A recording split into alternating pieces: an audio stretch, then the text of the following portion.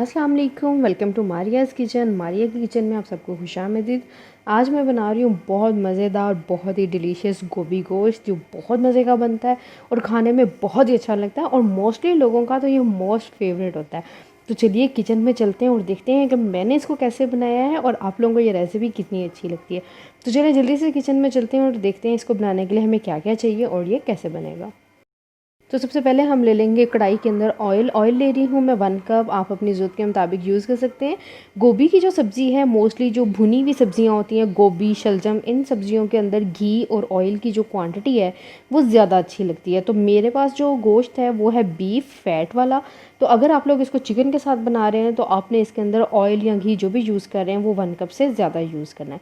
प्याज लिए हैं 2 मीडियम साइज़ के, फाइनली स्लाइस कर लिया है। इन्हें कर लेंगे हम गोल्डन ब्राउन।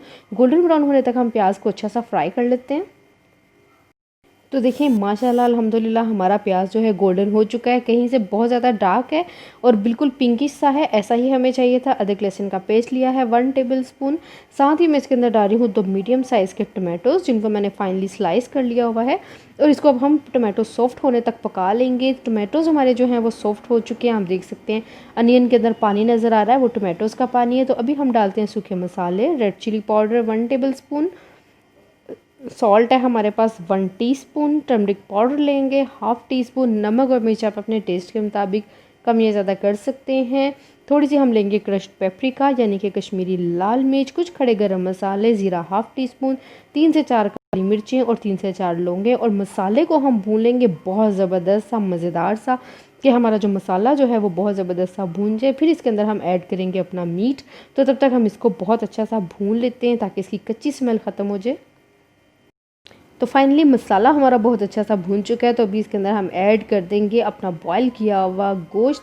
तो यहाँ पे मैंने लिया है 1/2 kg बीफ, इसको मैंने बॉयल कर लिया है। 95% टेंडर है हमारा गोश्त।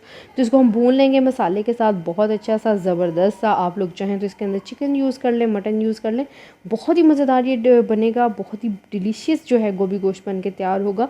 तो गोश्त हमारा भून चुका है और अभी इसके अंदर मैं डालूँगी 1 kg के करीब गोभी, जिसको मैंने बहुत अच्छा सा फाइनली सा स्लाइस कर लिया। और मीडियम टू लो फ्लेम पे हम इसको पकने के लिए 15 से 20 मिनट के लिए छोड़ देंगे, ताकि हमारी जो गोभी है वो बहुत अच्छी सी मैशी हो जाए, गोश्त के साथ बहुत अच्छी सी भून जाए और घुली घुली सी मज़ेदार सी तैयार हो।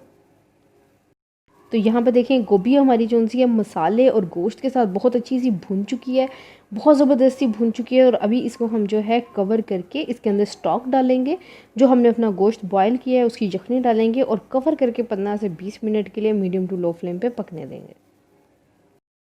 तो देखिए 20 मिनट हो चुके हैं, हमारी गोभी बहुत अच्छी सी टेंडर हो चुकी है, बिल्कुल मैश हो चुकी है और बहुत ही अच्छी गल गई है। तो अभी इसके अंदर हम डालेंगे धनिया और जूलियन कट किया हुआ अदरक, इसकी खुशबू आएगी बहुत ही ज़बरदस्त।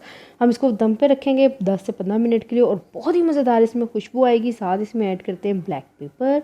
और तो जी मैं इसके अंदर डाल रही हूँ 1/2 टीस्पून ब्लैक पेपर का, कुटी हुई ब्लैक पेपर, और बहुत ही मज़ेदार इससे इसकी खुशबू आएगी, बड़ा मज़े का अरोमा आएगा। तो आपने इसको बनाना है, ट्राई करना है।